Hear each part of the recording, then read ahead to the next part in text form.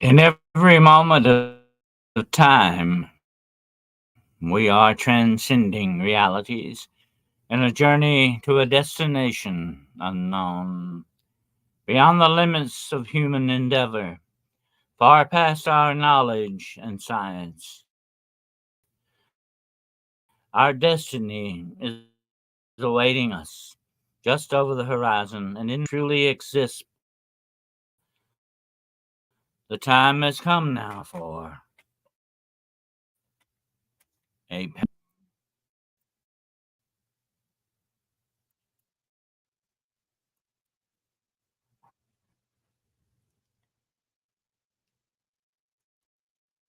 hello, ladies and gentlemen. This is Paranormal Point of View, episode 25, and I am your humble host, Dennis Carroll. Welcome you all here tonight, all you fine ladies and gentlemen out there in podcast land. We're going to have an interesting show tonight. It's going to be open discussion night here on Paranormal Point of View. That means we want to hear what you got to say.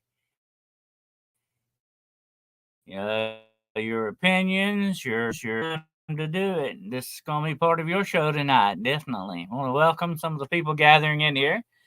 The girl and her gong, good to have you aboard, dear. Midwest Night Watchers, Shiro, JoJo, Wizard Moon, and we're slowly gathering in the grotto here tonight, and we're going to see where our discussion leads us. We're gonna board the strange train, I guess, and go on down the line.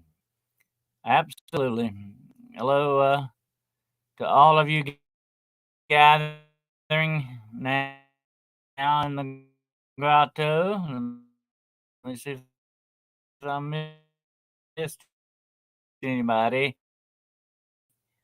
Not yet. Okay, we got this. We want to welcome Scott Life. They are now officially shadow hunters. Okay, if you want to join the membership, you can do so and become an official, authentic, genuine shadow hunter. Okay, think about that, and you will get some benefits. You will have some benefits others do not have. Absolutely, we've got some special stuff coming up for you in the future. So you want to get on board that, definitely. Uh, absolutely. And don't forget now, Monday night at 9 o'clock p.m. Eastern Standard Time, the road less traveled with my brother Gerald, my brother from another mother, Gerald Fountain. He's here somewhere, also known as Midwest Night Watchers. Okay. That's him. Yeah. And I've exposed his secret identity. Uh-oh. We like to call him Grandmaster G, the keeper of the flame. Yep. But that's him. And we're going to have another interesting show Monday night. And of course, Wednesday. Coming up Wednesday is the big night. 2 hour special seminar on the Nephilim, the rise of the fallen. Okay. Uh, so definitely, you don't want to miss that. That's going to be Wednesday night at 9 o'clock Eastern Standard Time on Hunting the Shadows podcast YouTube channel. Okay. All right. And well, we're starting to gather in a little bit more here, and I want your feedback tonight. We're going to talk, and we're just going to bounce some stuff around, and I might do some reminiscing, tell about some of my cases. Who knows where we're going from here? Absolutely. Hello, Richard Elmore, and that's where we're going to head, folks. I hope, and absolutely. And I'm watching the chat room here tonight, and I hope I'm gonna stay on top of it. I'm trying to do better with that. Okay, absolutely. I'm trying to do a little bit better. There's always room for improvement. I'm not perfect, you know. Well, maybe look, I'm a little closer to it, but anyway, nobody's perfect. I'm afraid. That includes me, definitely. Absolutely includes me. But there's Kilroy is in here. All right, how you doing? And we're gonna have an interesting show tonight. You're the stars of the show tonight, folks. Out there, now's your time. If there's anything you've been always wanting to ask me or anybody else or whatever the situation is, we will definitely address it. Tonight is your night to do that. Absolutely.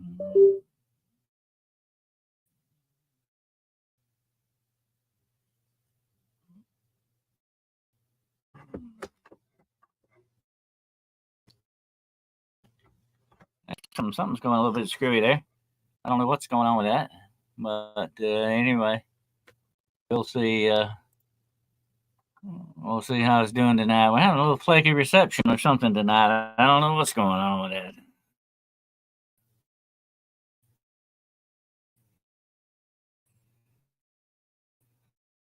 But anyway, we'll muddle through. We'll muddle through. Richard goes off and on. It's freezing up a little bit tonight for some reason. I don't know what's going on with that. But anyway, okay. We'll see how that goes. But anyway, let's see. We got some more people. David Lester's in here. Hello.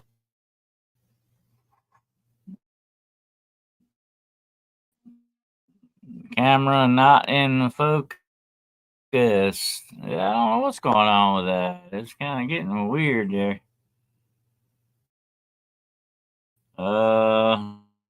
Also, it's freezing up a little bit here. I may have to go back out and come back in again here.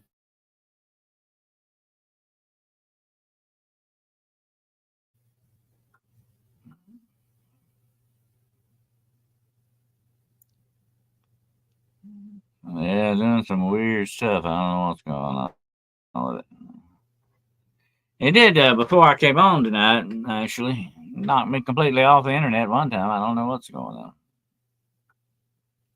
But anyway, we'll see how the night progresses.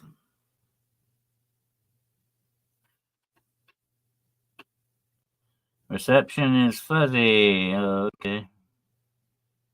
Out of sync for me. Uh-oh. Yeah, something's going a little screwy with it here.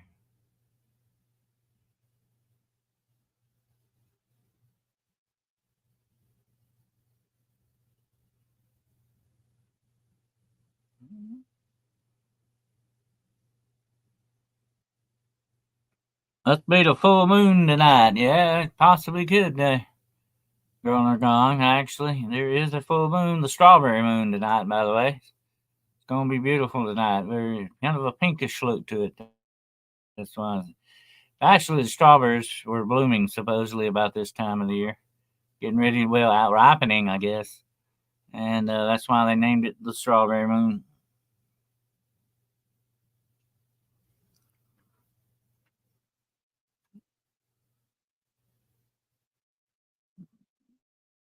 But, yeah.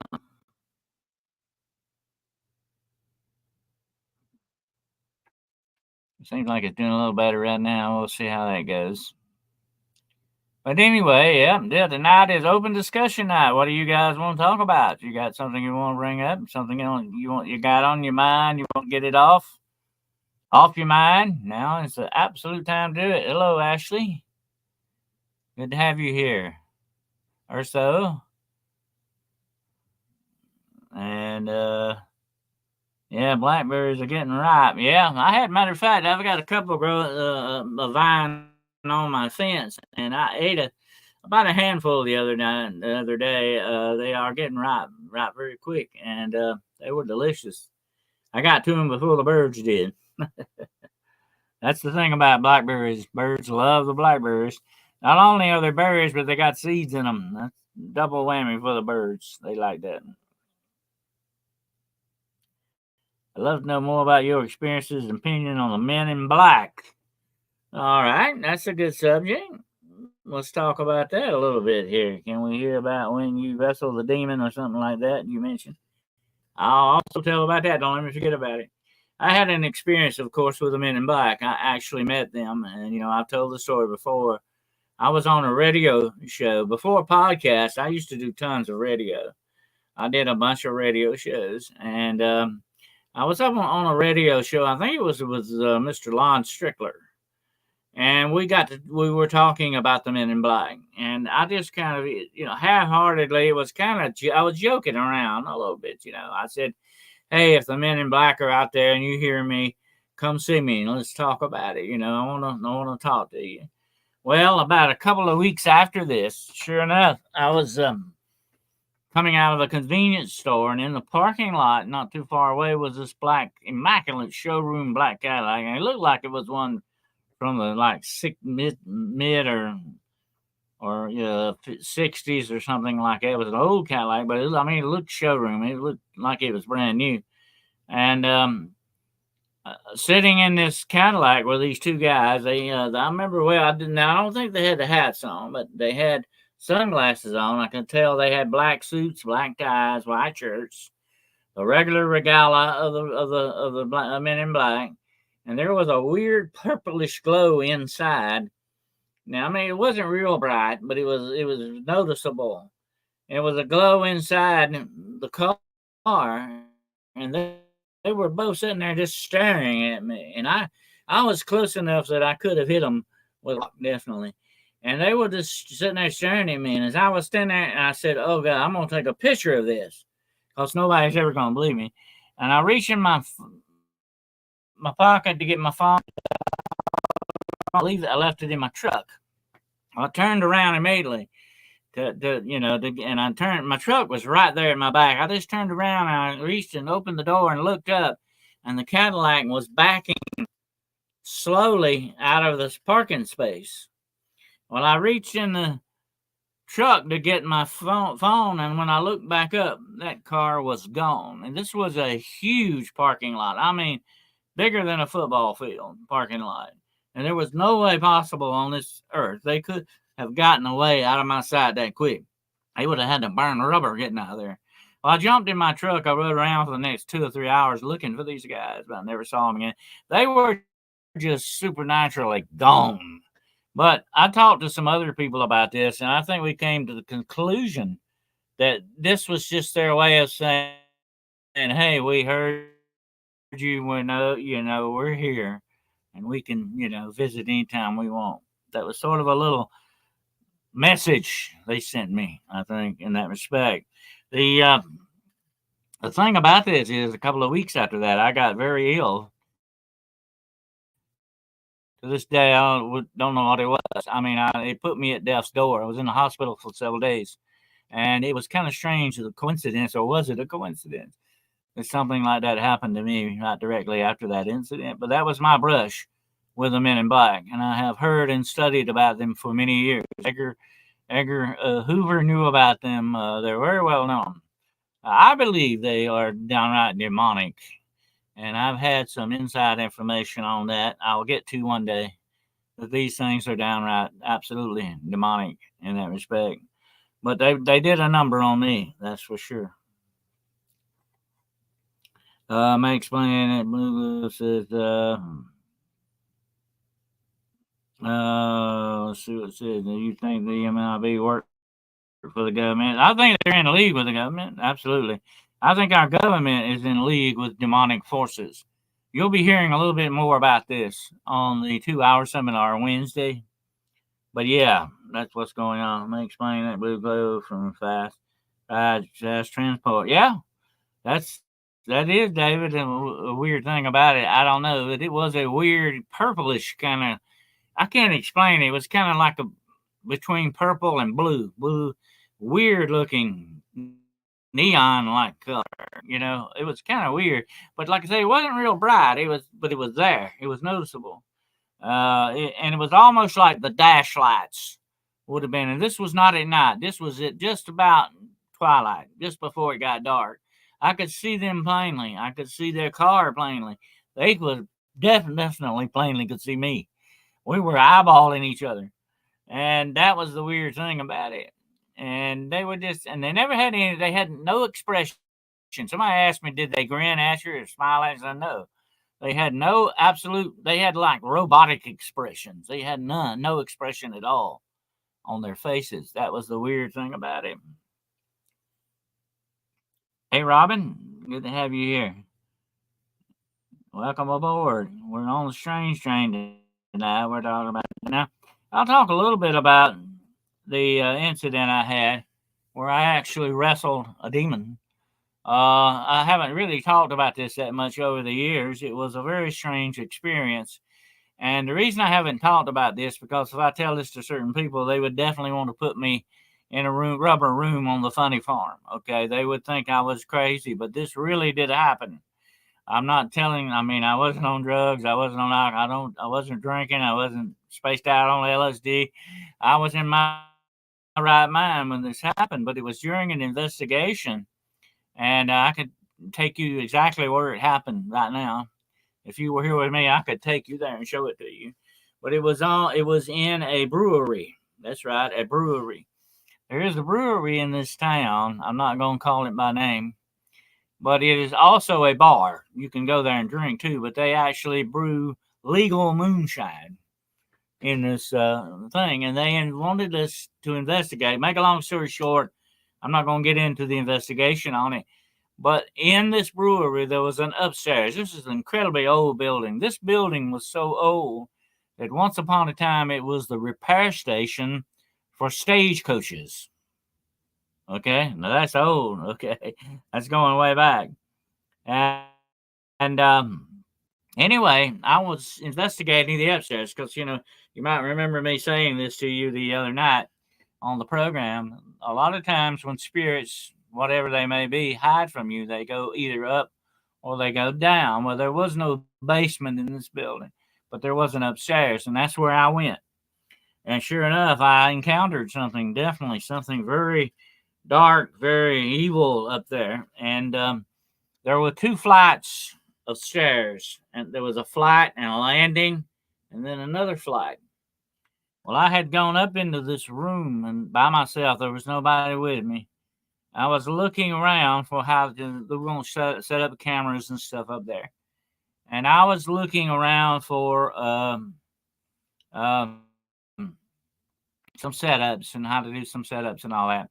And by the way, there was another big bar up there, and it was a spot they rented out. If you wanted to have a party or something, you could rent this out up there. Okay, and it was a big bar, one of the big round bars, like up there. But anyway, I was coming back down. I heard something, just like boxes being moved or something around. And there were a lot of storage boxes up here. There were a lot of other stuff, some bric-a-brac and furniture and stuff like that. I heard something like being moved. So I stopped at the stairs and I turned around and looked behind me to see if I get anything moving or what. And I just said, I said the thing that Alice in Wonderland always says. I just said, curiouser and curiouser, like that. I said, that's very strange. I thought I heard something. I stood there for a minute and watched, but nothing happened. So I turned around and started back down the stairs, started down that first flight of stairs when I felt something come up behind me. And about the time I got down these stairs to the landing before you get to the second stairs, this thing grabbed me, and it comes. I've been touched before by these things, but never in this manner. This was the first time for me. But this thing, it was almost like somebody behind me put their arms around me, and I turned around. That's the first instinct to do when something comes up behind you. You want to turn around to face it. And that's what I did. I tried to turn around, and this thing was holding me. I mean, holding me hard, squeezing me. You know, and I began to twist in it, and we kind of wrestled. I mean, I could feel his arms, I could feel his hands on me. I could feel one time there was one instance towards the end of the struggle, and this was just for a few minutes. It wasn't all that. It wasn't 30 minutes. It might have been a couple of minutes at the most. that this struggle took place. I was struggling with it, trying to get it off of me, basically. And it's not a good feeling when something like that, especially something you can't see. There was a darkness there, but I could see nothing. It was not real dark. There was ambient light in this room, but there was a darkness, like I'm not going to say a shadow being, but it was like a shadow come over me kind of a thing, okay? And it was blocking out a little bit of the light there. And that's when I was wrestling this thing, and I was going to get out of it like that, and I tried to push it back. And when I did, I kind of turned around to the other flight of stairs. And when I did, I felt it put his hand like on my back and shoved me down those stairs. And luckily, there was a railing. And I might have missed about 3 or 4 stairs, and I caught the railing and caught myself. If I had not done that, it probably would have killed me. Because it was a long flight of stairs down. It's a long ways up and a short ways down, okay? And it would have been a very short, quick way down. Luckily, I grabbed onto that. So I immediately turned around and I spoke to that thing when I rebuked it and I said, look, you're not going to put hands on anybody else tonight. That's the last thing you're going to do. That's what I told it. I spoke to it. And I felt, honest to God, there was no windows and there was no vents up here in this building. I felt a wind go past me and go down those stairs. And later on that night, it showed up again, but that's a story for another time. But anyway, that was what happened. It was blocking out some of the light. Yeah, it was blocking out some of. It was like a shadow fell over me, a darkness. That's the only way I can describe it. It was a very weird feeling, but that is the first time I've ever actually been manhandled by something like that. It was actually grappling with me. That's the only way I can say it. Although it's weird when something that you can't see is doing that. But it was an unsettling experience. It made me mad, though. I got mad at it. And I said, I'm going to rebuke you. You're not going to put your hands on anybody else tonight. And one time later on that night, and some other people saw it then. They saw it it was downstairs in the main part of this bar and brewery. But some of the women with me saw it. This thing had to come up my back again later that night. I saw it go around behind me, go through some offices. I rebuked it and sent it into a corner over there. And they were all coming to look at it. You could see this black shadow in the corner back over there. And you could see 2 red eyes looking at it. But they were all coming up looking at it, saying this and that. I said, that's enough. You don't want to play with this thing. And I got it out of there. I rebuked it and cast it out of there. But that was the long story short. This was a guardian demon. And I'll tell you about that some other time. But they are very strong and powerful demons. That's probably why it grabbed me like it did. It had the power to do that. Is it still dwelling at the brewery? No, I don't think so. Their problem is over. I've never heard any more of their problems from that place. But it all had to do with that warlock that I talked about that put a death curse on me. He was the one that left that guardian there in that building. He was a bad dude. He left a demon guardian in that building. And because he had a shop around the corner in that building. Same building, but it was around the corner. And it was like a little small shopping center kind of thing.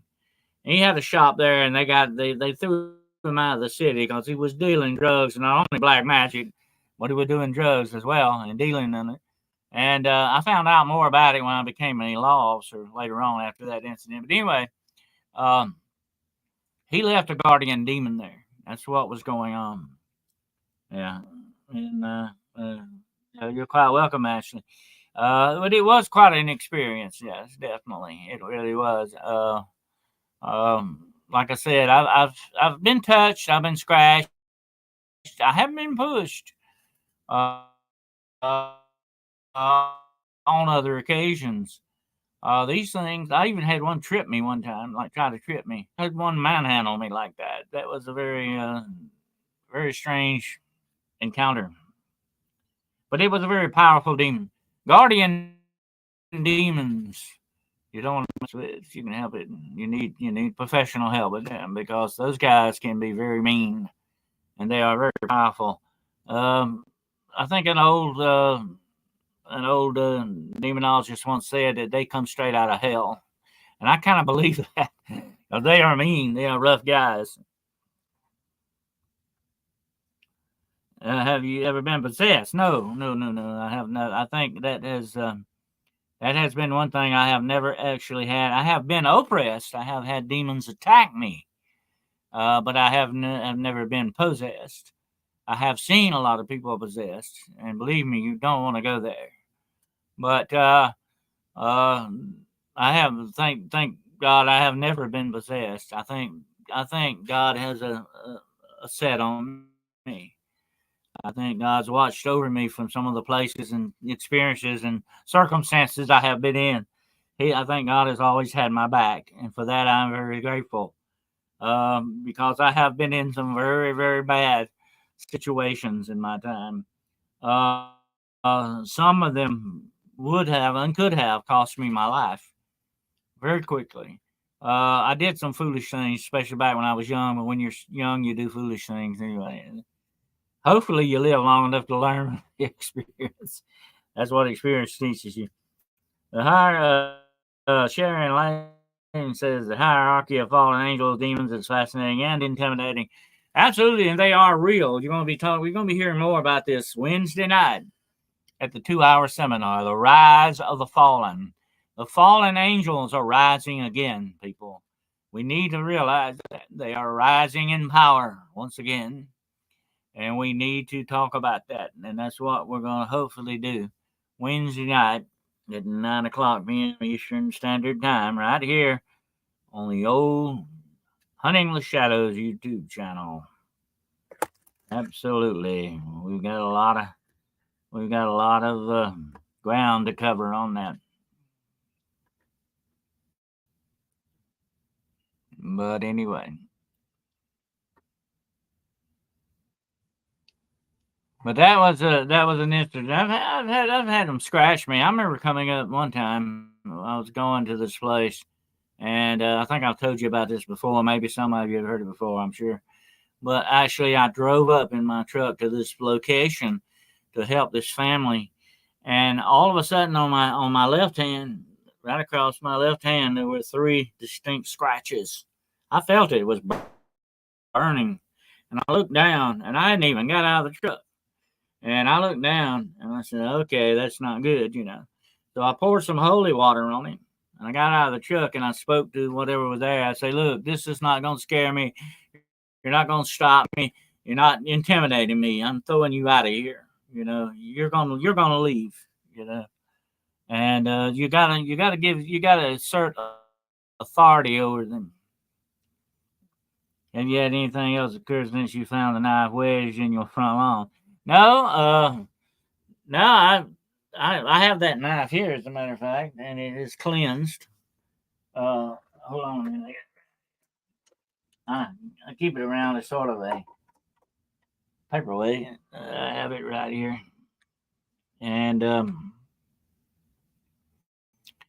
it is a very evil-looking kind of a thing. I don't know. It looks like something a motorcycle gang would use. And by the way, there are a lot of motorcycle gangs who are into Satanism. By the way, but that's what this was sticking in my lawn, and it has the number 13 wrote on it, which of course is the bad luck number. But this was a death curse. Whenever you use a knife on a curse, that's a death curse. That's what it was. But I'm still here. Okay. And yes, was the angel found in Russia a real fallen angel? Well, I heard about that. I don't know. I'd have to have some more information on that before I could draw a conclusion. That I'd have to have a little more inside information on that. Found a girl on a hotel street in Honolulu, foaming at the mouth, eyes pure white, and she was chanting or mumbling, scaring the people walking by Burger King. I got her out of there safely. Well, usually when the eyes are white, the eyes have rolled back in the back of the head.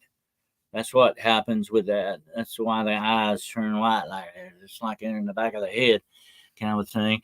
That is a sign of the intense trauma going on there. Actually, that can happen in with like an automobile accident or shooting or stabbing. The eyes can do the very same thing. It's intense reaction of the body. That's what happens in possession. I have seen that. The eyes do that. The eyes, I've seen the eyes turn completely black. Now that's not the eyes rolling up in the back of the head. That's the eyes still like they are, but they're showing a demonic influence over them. Yeah, it was sticking up very close to my front door or the front walkway. Whenever you cast spells or curses, I want you to remember this. Think about this. Whenever you cast or they cast a curse or spell on you, you will find it under either over or under your front door or your front steps up to your door, somewhere around your steps. You will find it buried there or sticking there. That's the sign that that's showing that it's an affront to your authority there. Basically, what that is and why they do that.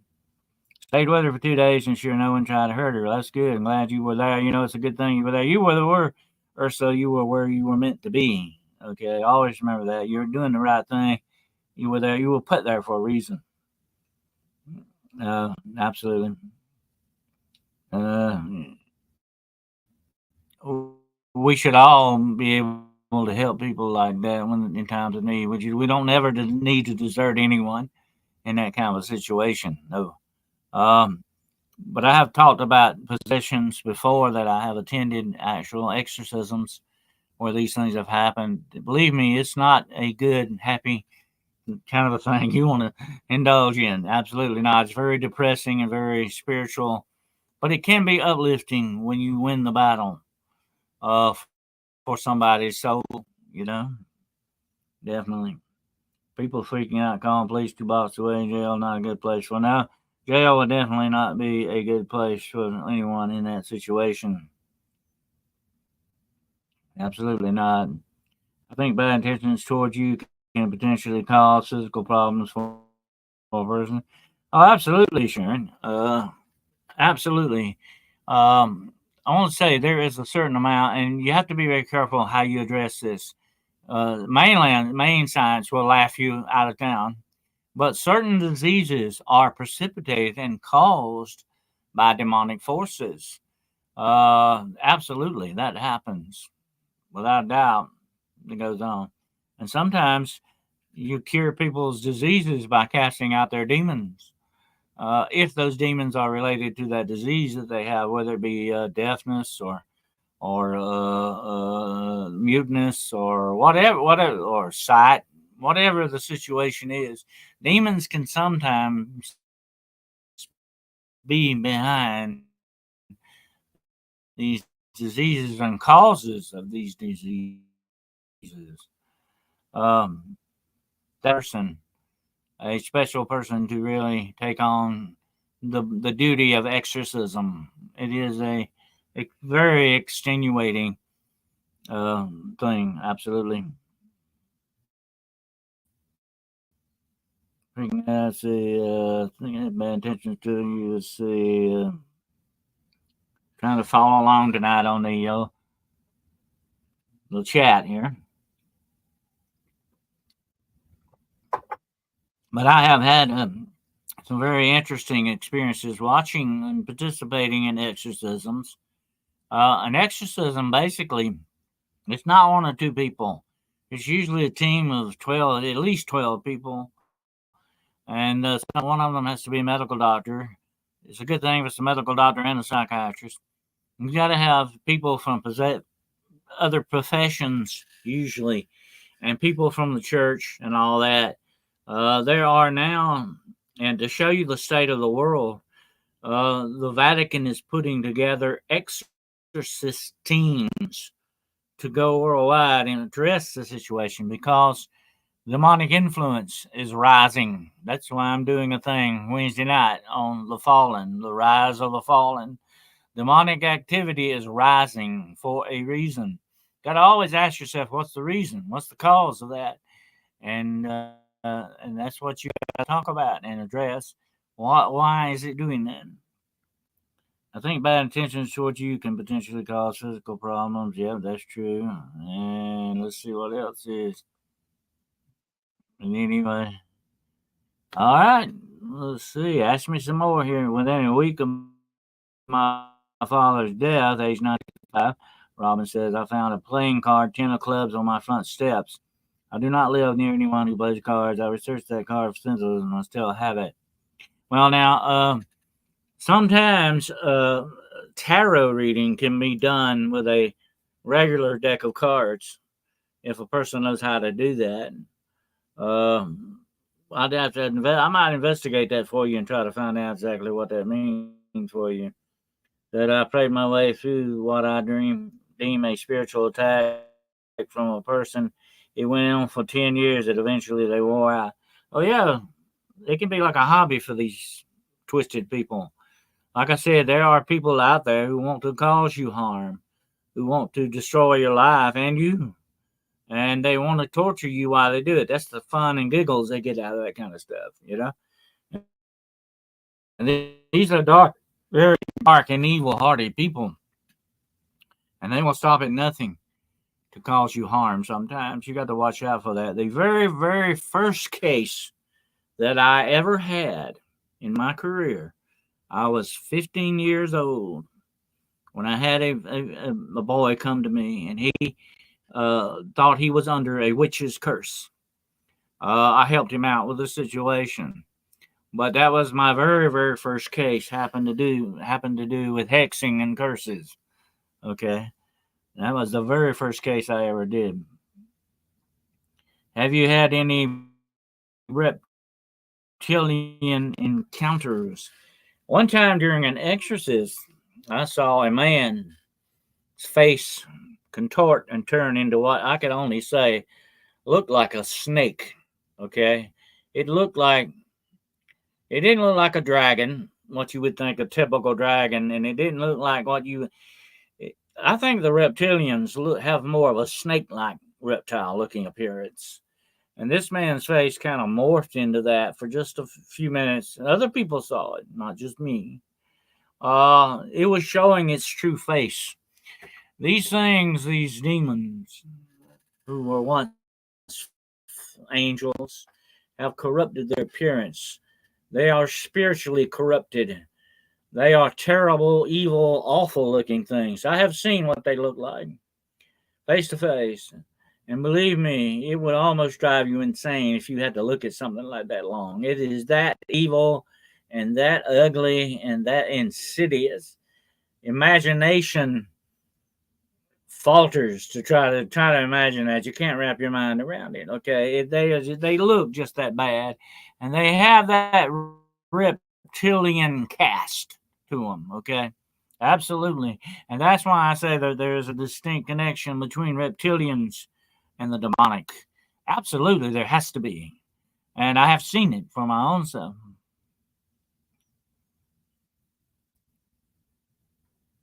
It could have, yeah, the 10 of clubs could have meant something to Father. But by the way, I think it was the 8 of clubs that was in the dead man's hand. I think it was aces and eights, but it was a dark seat, sweet. It was the aces, eights of clubs and spades and clubs, and the ace of spades and clubs were the 4 cards that were in the dead man's hand. They're supposed to be bad luck, but I don't know about the 10 of spades. What you need to do to find out is what correlates with that and a regular tarot card. Okay, that might tell you something. I have heard of people actually using tarot cards to curse people. Ten of clubs and tarot could be the Wheel of Fortune card or the 10 of Wands. Well, it could be the 10 of Wands. I forgot about that. Drop your burdens is my interpretation. Yeah. But that is strange. You would find something like that on your porch. It's very bizarre. Then it's my birthday is 4/24/59, correlated to the 10 of clubs card. Oh, that is interesting. Absolutely. Somebody knowed you very well that would have left something like that. And like I say, I have I have heard of people using tarot cards in their curses or hexes for certain things. You got to remember the tarot card is a divination card. It's supposed to be able to see the past, future, supposedly, current events, current things that are going on. But they can be used for other purposes as well. A lot of these things can be used in many different ways, especially if somebody has got very bad or evil intentions towards you. They can do these things. I've been reading tarot cards since I was 10 years old. I did it for lunch money. um, I sure wouldn't want to see that. It's not good. It does not sound good to me. Let's just put it that way. It doesn't, I do a little discernment for you. It does not sound good. What did you do with the card? Do you still have it?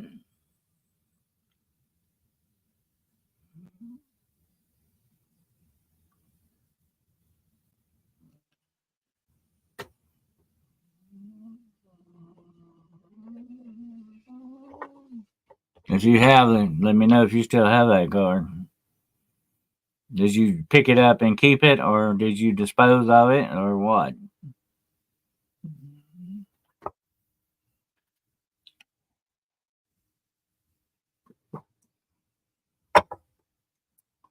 Tens and called success cards fully accomplished. Nothing to say that the number 10 represents deity, heaven, earth, eternity, and the sun, man. And many interpretations for numbers. Many different interpretations. It depends on what you're looking for sometimes. I have it on my crystal altar with my candles. Oh, okay. How long ago did this happen, Robin?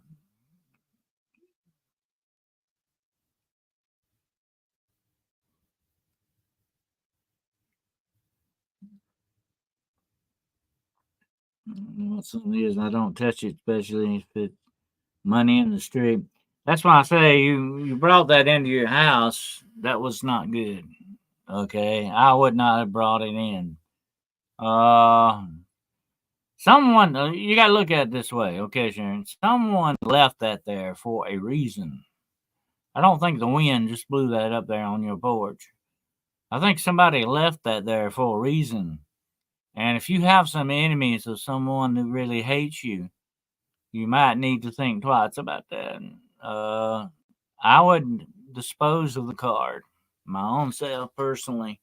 If I walked out and found a card like that on my porch tomorrow, I would dispose of it the correct way, which is to salt it, bury it, say a prayer over it, and leave it there and never go back to where you buried it. That's the way you break it. Okay. You don't tear it into, don't do it, don't damage it in any way, just bury it. Sea salt it, say a prayer over it, walk away and never go back again. Yeah, you gotta sea salt it. We went today up against the front stairs. Maybe could be the wind might have blew today. I mean, weird things happen like that, but I just don't know. That seems like you know it was left there on purpose. I don't know. It's a possibility. The wind.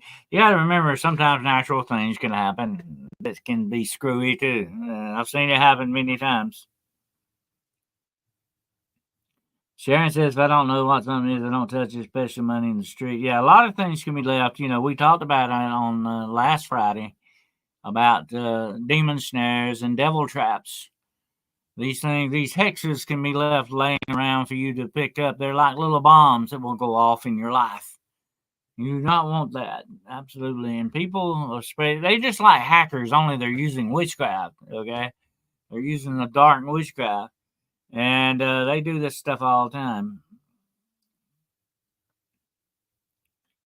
Well, you bless it, and of course, you can bless it, salt it, you cleanse it with the salt. Salt is the first thing you put on something. Okay, like this knife I just showed you before I brought it in my house. I went out there, and I salted it. I anointed it with a cross, sign of the cross. I blessed it. I took whatever dark power over it that it had away from it before I ever brought it in my house. I didn't even want to touch it. Didn't really want to handle it. It's not a good idea to handle these things too much, you know. So that's what I did with it. Okay, and but I've done a lot of items here in the museum that way. I have a lot of occult items here that I have done like that, just to make sure they don't have any dark energy attached to them. Uh, yeah, it's called a grizz in voodoo, yeah, or juju. Is another way to say it. Mojo or juju or grizz. It all comes down to being curses, hexes, and spells. That's basically what it is. There's a slight difference in all three of those things. It's the way you go about them. Okay. I won't get into that tonight. I don't teach witchcraft per se. I know how to read it. I know what the signs are of it, but I don't go around teaching it. But I can tell you what to watch out for.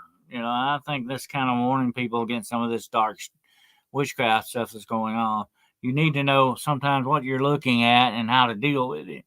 Absolutely. It's very much like that lady that came to me that had the problem with the Mama Loa that put a vampire spirit on her. She got rid of the hex, the grizz, the fetish, whatever you want to call it. She got rid of it the wrong way, and I wish she hadn't done that. I wish she'd, at least kept it till I got there anyway, because I would have dealt with it the right way to break its power. You have to kill it and bury it. Okay, that's just what you're basically looking at. You kill the thing, and then you bury it, and that's it. Do you have any interesting objects that you can show us, Dennis? I got one here. I think I've showed this before. This is my casket key. That's what you open and lock a casket with. I've got that here on the. I have a lot of interesting things here. This is an athane. This is the typical knife that witches use in ceremonies. It's called athane, ceremonial dagger. We got one of those there. I don't use it for that. It's a letter opener, okay? I use it for letter opener. And it is, by the way, it's never been used in witchcraft in that respect.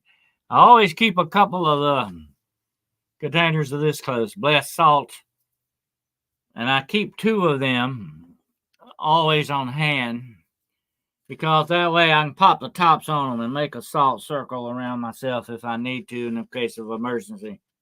That's always good to have two of those. You pop them open and put the salt circle around you. That is blessed salt, sea salt. Sea salt is the best thing to use. The regular table salt that you buy from Morton's, most of it's usually a chemical compound. It's not real honest to gosh salt. I use sea salt. That is what does the trick. Absolutely. Says I had to burn a bag of black salt for curse reversal in the fire. Told the story of fighting birds, which I videotaped on Witchcraft Victims group on Facebook. Oh yeah, that sounds interesting.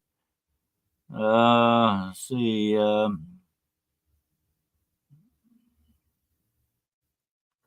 Hey, Moon and Noon, good to have you here. And by the way, if we have some new visitors, please like us, share us, and subscribe. Okay.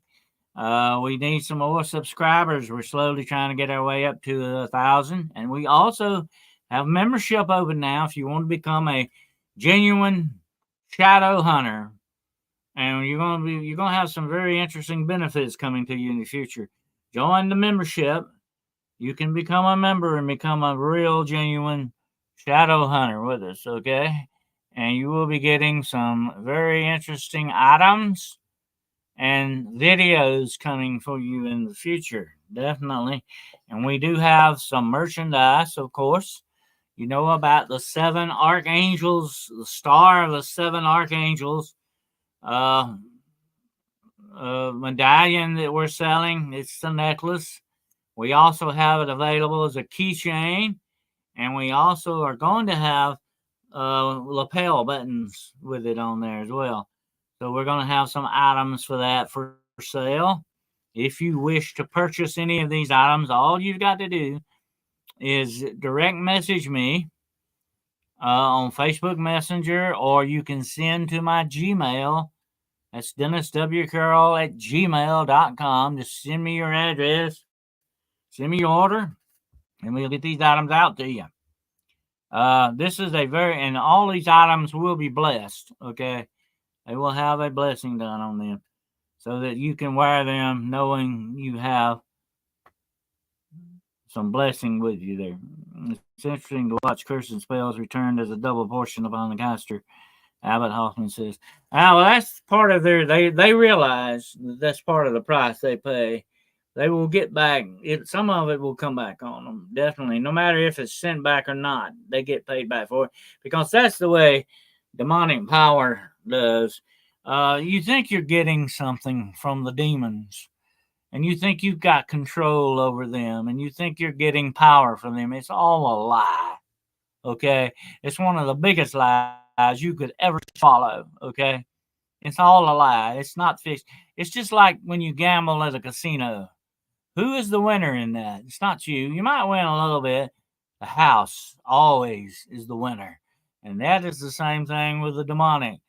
The house of the demonic is always the winner in that situation. They're not going to give you anything. The only thing you're going to get out of it is danger to your soul. Okay, that's the way that goes. Noon says the shadows hunt me. Well, Noon, maybe it's time for you to turn and hunt them back. Okay. You can join us because we hunt them every Wednesday night at 9 o'clock p.m. Okay, but we've got membership open, and like I say, if you want to join up, we got 2 levels, level 1 and level 2, and we'll be happy to have you. Anybody else out there? Absolutely. I have hunted the shadows my entire life. And yes, I've had them hunt me back. It happens. Whenever you deal with the paranormal, you must remember, whenever you look into the paranormal, it's got a tendency to look back at you sometime. And then, you know, the old saying, forewarned is forearmed. That's absolutely. And the more we arm ourselves, the more we are capable of dealing with things that come down the line. But once again, folks, I want to remind you, 9 o'clock Wednesday night, special 2-hour seminar on the rise of the fallen. The shadows are gathering around closer to us. The time is growing shorter. The fallen angels are rising once again in power. And we need to talk about that, and we need to address that. Absolutely. Knowledge is power, and power is knowledge. I got a sign on my desk that says that, by the way. Absolutely.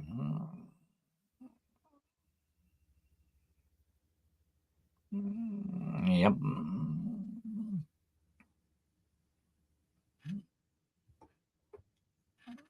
But it was a hot day today. Whoa, I tell you, it was hot. It was so hot. Let me tell you how hot it was. It was so hot, I saw the squirrels installing ceiling fans in the trees. That's hot.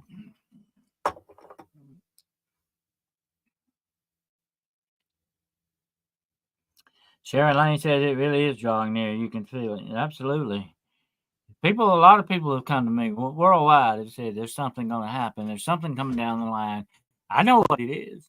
And I know that the time is drawing short. And we need to understand what we're going to be facing. And we need to address it. And we need to get ready. That's the main thing. We need to get ready. As he said just a minute ago, forewarned is forearmed. Absolutely. Hot here too, huh? It is getting pretty warm. I saw last year. It's freezing cold here. My gosh, where you at, Georgia? You're not in Australia, are you? It's wintertime in Australia, I think.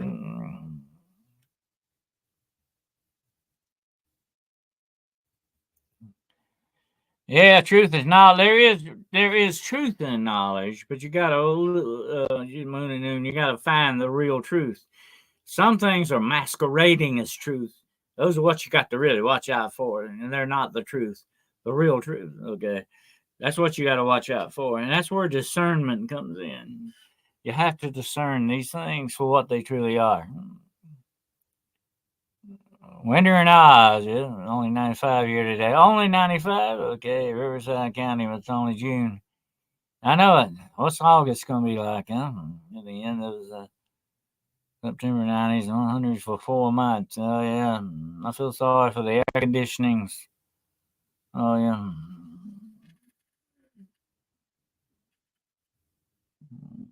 But anyway, you got any more questions, any more observations, anything you want me to tell you about? I pray for discernment and wisdom every day, Sharon. Absolutely, that's what everyone needs. Wisdom and discernment. They both go together. You got to have that. But there are a lot, and I've warned people about this before, there are a lot of devilish demon philosophies out there. There are a lot of untruths that are lies that will doom your soul if you're not careful. You have to really, really be careful what you believe, my friends, and make sure it's the right thing and the real truth, not the truth lie masquerading as the truth. We've got to understand what it is we're truly looking at. And to me, that is the real thing we've got to watch out for, the truth, and the truth will set you free. Absolutely. But the real truth, some people fall over the truth. They're looking for the wrong. It's like that old song, they're looking for love in all the wrong places. Remember that one? Well, they're looking for truth in all the wrong places, and they're not finding it. That's the problem. I missed the took a pup out. Okay. Well, welcome back, Crystal. Uh, Best place ground for the spleen car burial out on the desert. Well, it wouldn't hurt it. It don't matter where you bury it, just bury it deep. Salt it, anoint it with a cross, salt it, anoint it, bury it, say a prayer over it, walk away, and no matter what happens, I don't care if you hear your name called or what, do not turn and look back. Leave and never go back there again, and it will be broken. The truth reveals himself, Abbott often says. The Urban Cowboy, the movie. Oh, yeah. I remember that. Who's set you free is doubt that does. Well, there is a truth in this world or so that will set you free. Absolutely. You have to find it. Knock and it shall be opened unto you. Ask and you shall receive. Seek and you will find. Set it on fire. No, don't do that. Don't burn it. It's not a good idea to burn it. Never burn anything. I had people come in, I'll burn a Ouija board. No, don't do that. No. You have to address this the right way. You kill it, and you kill it by salting it and anointing it. Okay? You kill its power. And then you bury it. You say a prayer, it's like you're burying somebody. I have been to a lot of funerals in my time as a minister. I have married people, and I've seen people buried too, unfortunately. That's part of the job. But this is what you're doing symbolically to this thing. It is an act of faith, per se. That's what you're doing. And you're carrying out this act of faith. Urban Cowboy never gets old, yeah. Go ride a bull, huh? Music too. Oh, yeah. It had a little bit of a Western feel to it and an urban feel as well. I remember well. I was never a big fan of too many musicals. There's a few of them I like. I always liked Brigadoon. That was a good musical. It was a very interesting musical. Of course, The Wizard of Oz is a musical. Yeah, I forgot about that. There's a few musicals that I like. It's pretty, yeah, we have to remember when it's hot summertime here, it's cold wintertime in Australia. It's just the reverse.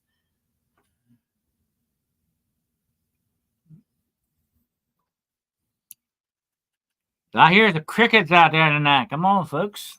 Let's ask some questions. You got some more stuff you want to talk about? That's my key.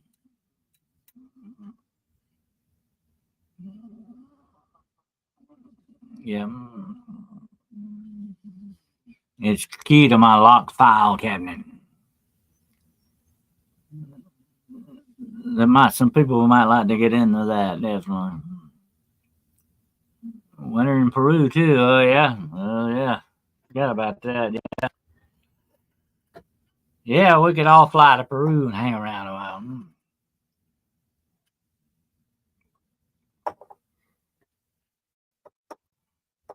I'm curious. If I walked up to you tomorrow, what's the first thing you say to me? Hey. Besides, hey. Okay, what was the first thing you would say to me? You feel more evil in certain cities than others. I have felt some I'm not going to say evil, but very spiritual vibes in places like Savannah and Charleston, South Carolina. Is a very haunted city, by the way, very haunted. I wish I could take you on a walking tour of that city. You would love it. I would love to do the tour. I could do better. They have ghost tours, but heck, they're nothing. I know places I could show you, but anyway, um, I had some interesting experiences in Charleston one night on the Battery, where they hung the pirates. I walked into a very strange mist. It was just a column of mist, like. I walked up to this thing, and like I say, it was in the 90s that night. It was hot that night. And I walked up and put my hand in this mist. It was just I could say a column, or just like a cloud of mist there, and there was no reason for it to be there. And this was at the Battery where they hung the pirates. I was hanging around because they say you could see the ghosts of pirates hanging on. Anyway, I put my hand in that mist, and honest to gosh, it was freezing cold. It was one of the weirdest, and I've had people say since I was probably some kind of natural phenomenon. I don't know. I've never run into anything quite like that. It was very bizarre, and that cloud of mist just floated away. And but I put my hand in it, and it was cold. It was like putting your hand in a freezer, almost. It was weird. So what Ricky say? Ricky, I was on the street and said, "Do I know you? Do you know me?" I hear you.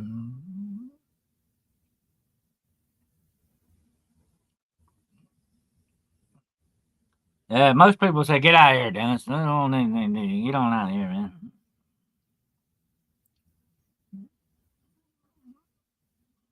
I like we could all get together one day and just sit around and have some coffee and talk. Would that not be good? Of course, this is the next best thing. Okay, we don't have to travel to do this. That's what we're doing tonight. We're just sitting around having a conversation. Did you see the strawberry moon tonight? Yes, I did. It's beautiful, beautiful tonight. Yep. Made me want to howl, but the neighbors are getting tired of me doing that. Been complaints.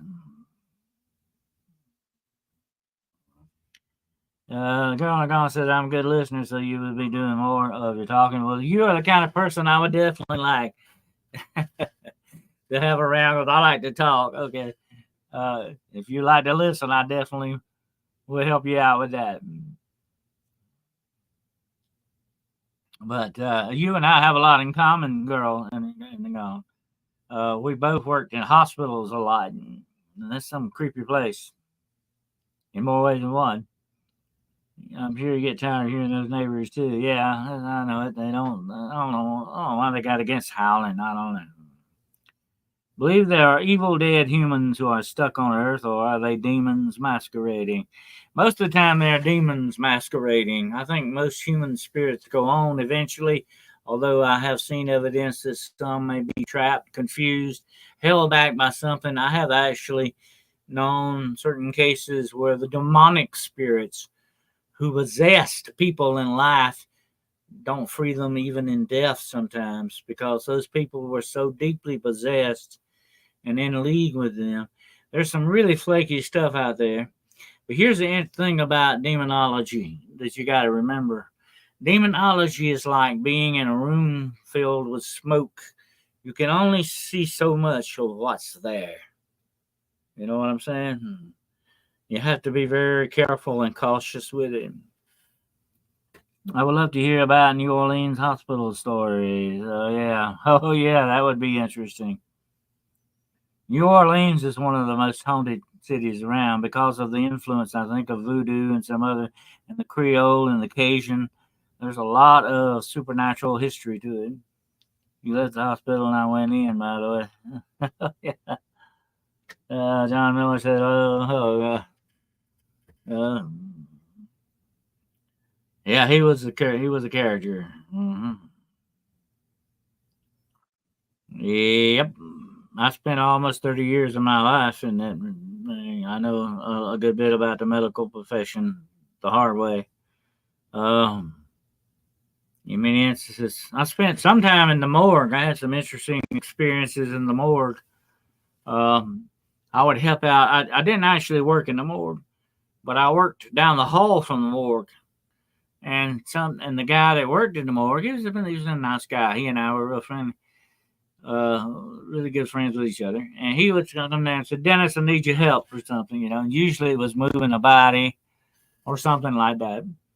And I remember one time I went in there and they had to open the doors in this hall to the outside doors because the smell was terrible. And what it was, this drowning victim who had been in the water for about 2 weeks was in a body bag, and he wanted me to get the body bag. And of course, when you soak in the water that long, you triple your size, your weight.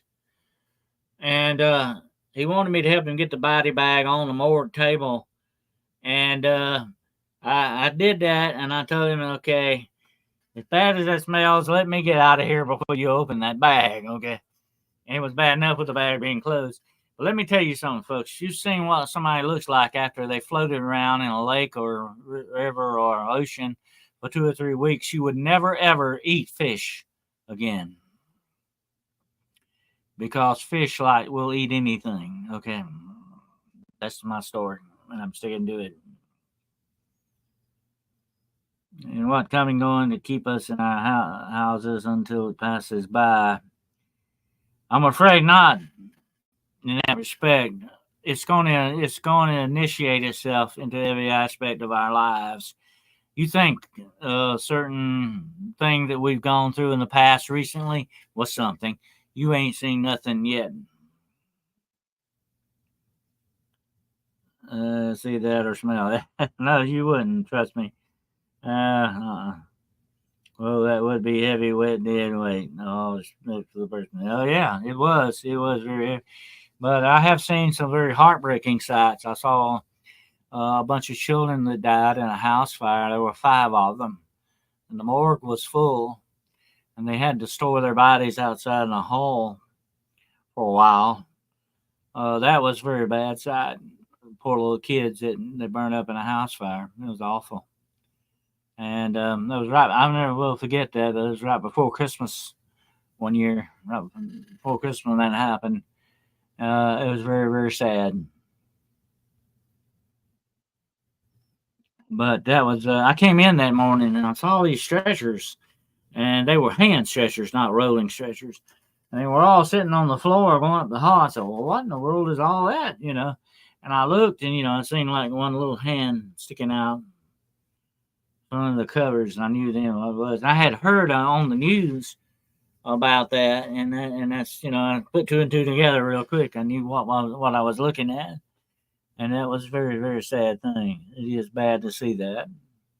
And you know what? That is one smell you never forget, the smell of burning human flesh. It'll stick with you the rest of your life. But there was some interesting times at the morgue. I got to see a couple of autopsies.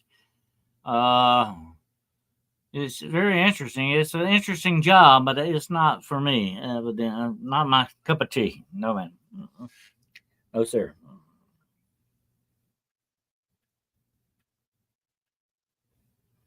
But I've seen some very bad sights. Oh, yeah. I've said that to a lot of people before. I wish you could see the things that I've seen, but you might not want to see a lot of. And I wouldn't blame you.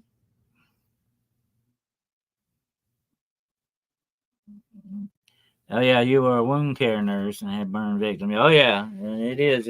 I mean, it's something you don't forget. It's in your memory. If you ever smell it again, you know exactly what it is. You know what I'm saying? I have done a lot of research into what I call haunted smells. People say they have smelled the perfume of deceased people, the smell of cigar smoke when there was no cigar smoke around, cigars and nothing like that.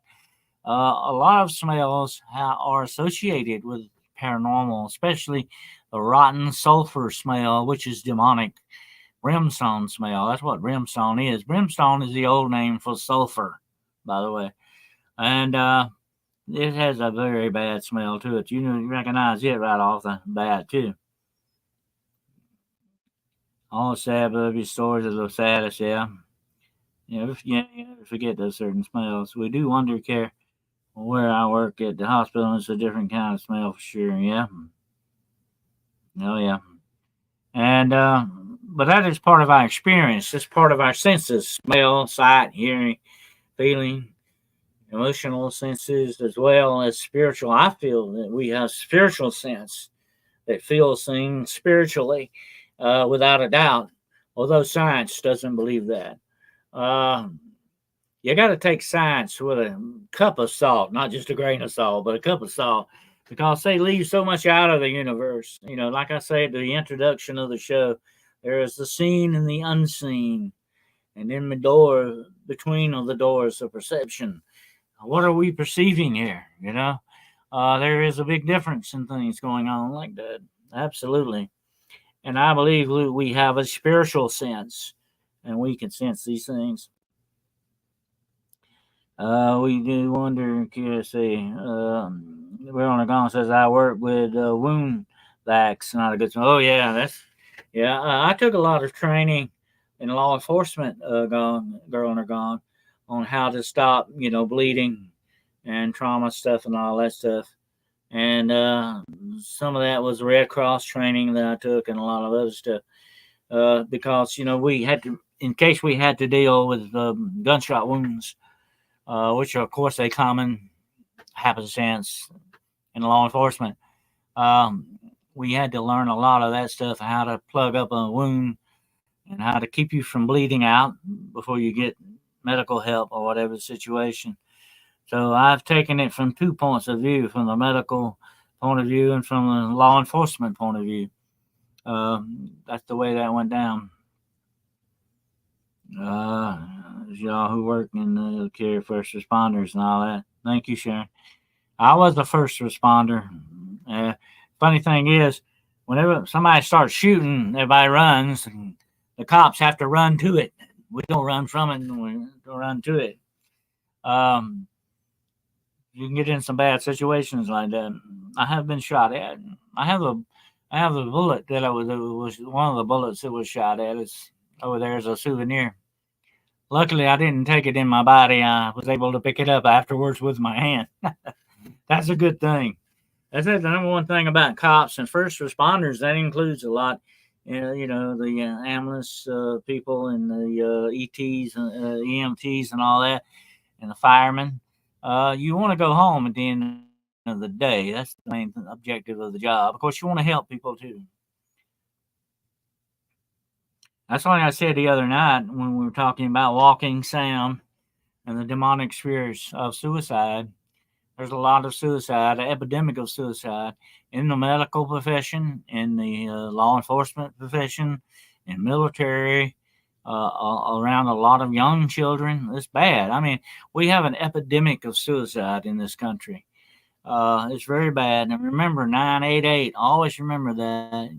If you know of someone that's thinking about doing something like that or threatening to do that, get them to call and talk to someone at 988.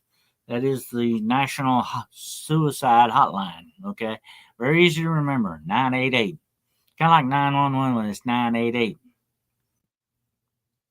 And they was 24/7. There are counselors, people waiting to talk to you if you need that help. So, I'm sure Faith has lots of stories as a paramedic as well. Yes, that's a relation of ours, Faith. Yeah, I'm sure she has.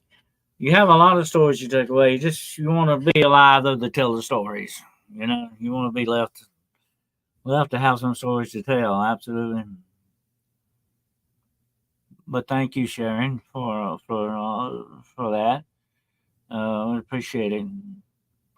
Actually had on the job. I've actually had several people walk up while I was in uniform and thank me, and that really does make you feel good. You know that there are some grateful people out there that appreciate you. Absolutely. And of course, nurses do not get enough recognition for what they do. The nurses and the nurses' aides, they're kind of unsung heroes too. The nurses' aides.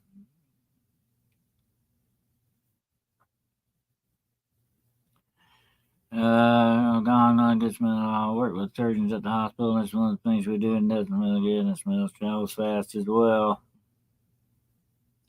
Kids are ending their lives because of extreme bullying. It's an epidemic, young like 8 and 10 years old. Well, everybody at one time or another has run into a bully, okay, and we didn't want to kill ourselves. I think there's something else in this world going on besides that. And I think there is a spirit in this world, a spirit of darkness that is actively doing a lot of this stuff. And they are pushing forth more vitriolic hatred than ever before. I'm going to be talking about that Wednesday night, okay? I'm not going to get ahead of myself tonight on that. So Wednesday night, you're going to want to listen to it because we're going to be getting deep into this. Now, let me say something about Wednesday night right quick. Wednesday night, I've already talked about the Nephilim, the giants, and all that. That's not what we're going to be talking about. Although I put Nephilim on this is in relation to that. We're going to talk about what precipitated, what caused the Nephilim, what created the Nephilim, and and the plans that they have for human people, for humanity. That's what we're going to basically be talking about.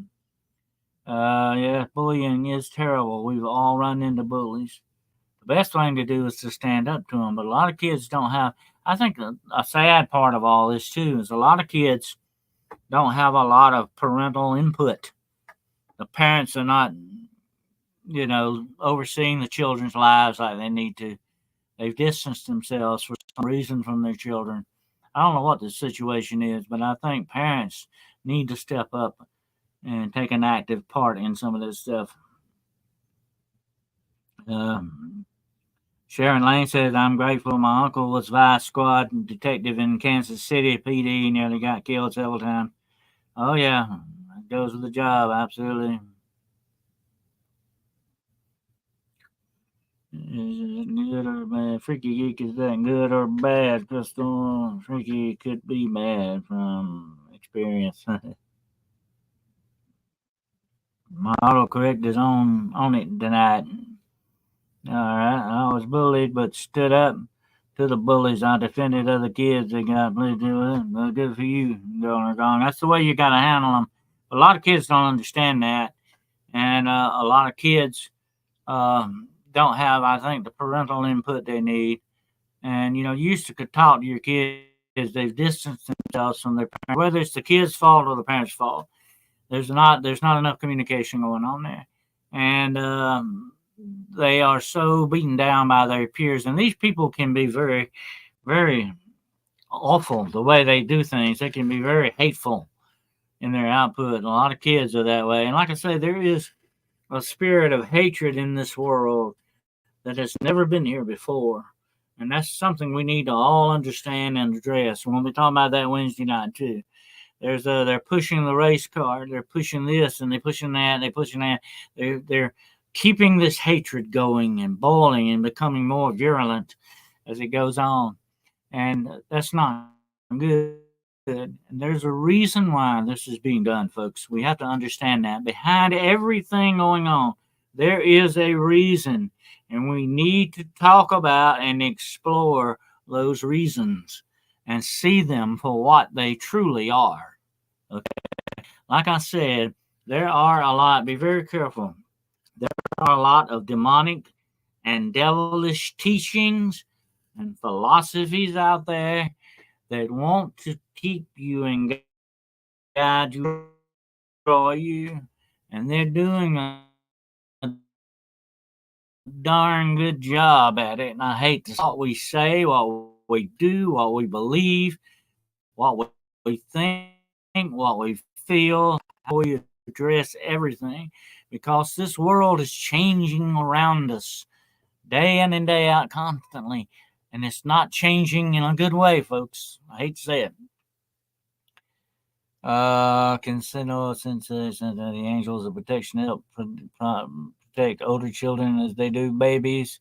I know angels definitely um, have the job of protecting, especially believers. You remember that very good promise in the Bible: He shall give His angels charge over thee to keep thee in all of thy ways. That's a very broad statement and a very, very wonderful promise if you will embrace that promise.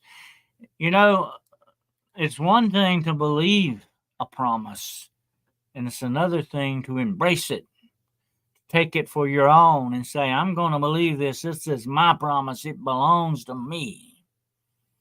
It becomes a personal thing.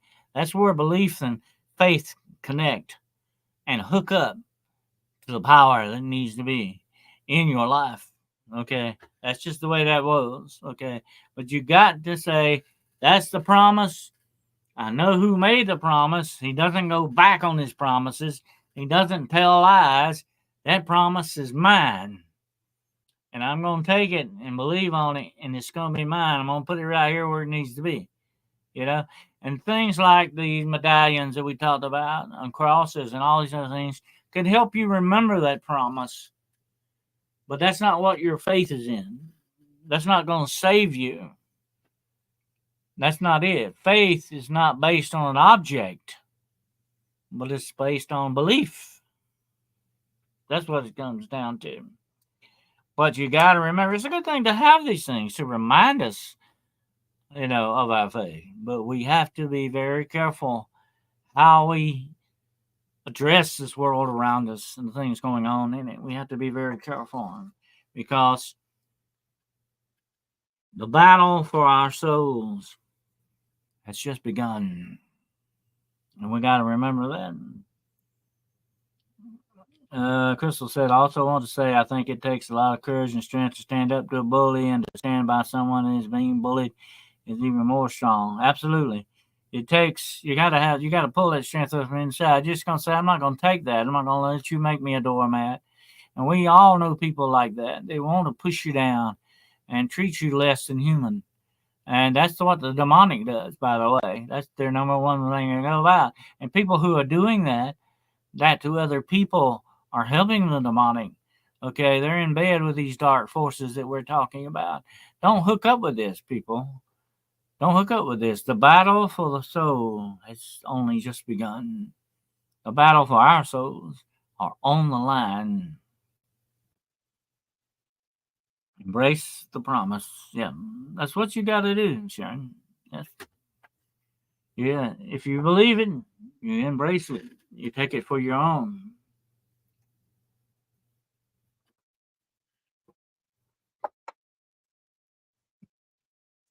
Just like the fallen I was talking about earlier, and I'm going to be talking about Wednesday. They have corrupted themselves.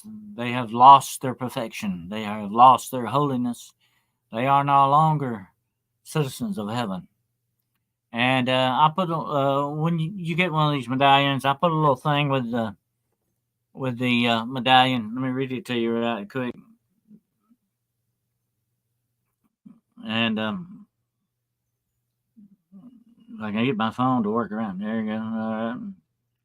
This is the little thing I put with the medallion that I send you, or it's the keychain or whatever it is. This is I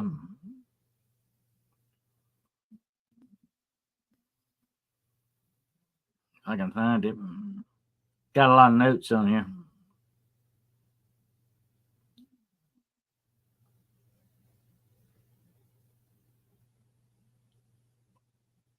Okay, this is what I put with that. It's just a little reminder. Uh, this is what it says. This is your star, the seven archangels medallion, blessed by Yahweh, the living God. Wear it always as a sign that you stand forever with the citizens of heaven and God's kingdom, and that you are a recipient of his blessings, peace, and protection. In the name of the Father, and the Son, and the Holy Ghost. Amen. It's a little prayer that I put with the medallion to show you that's a promise that you're wearing. Okay, basically, that's what it is.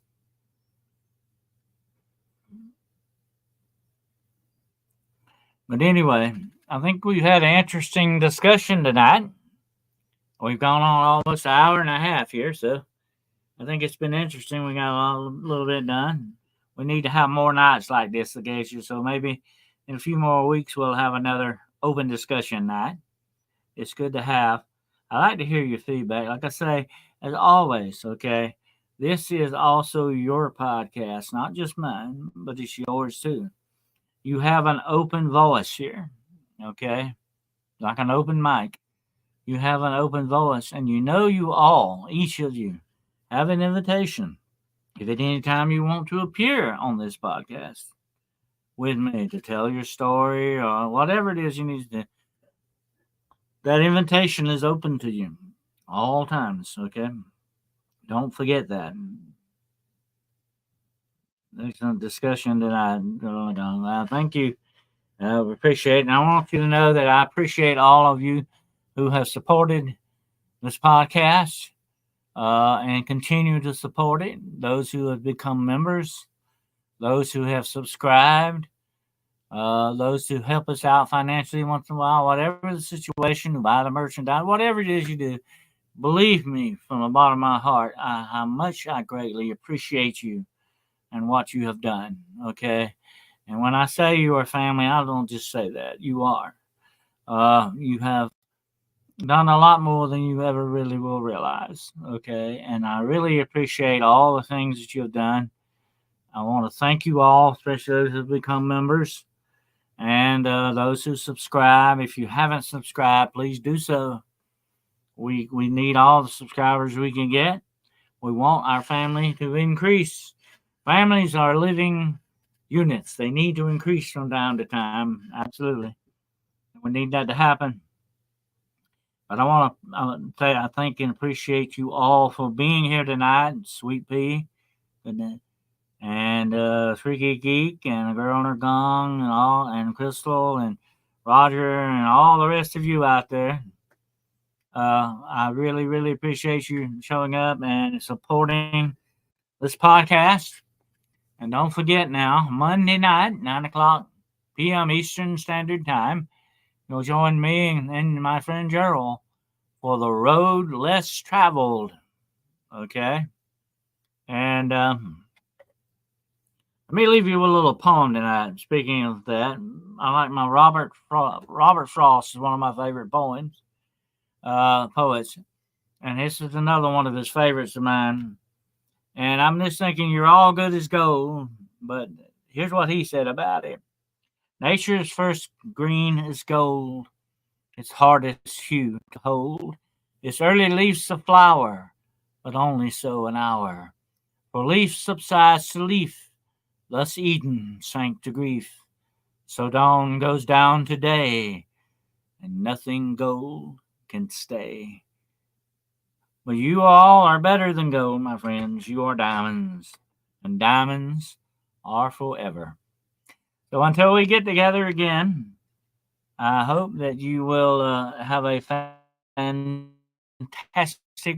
weekend ahead, an even better week next week. I really appreciate all of your input and the time you spend here, and we want to thank you for all that you do from the bottom of the hearts. And take care until we get together again, my friends.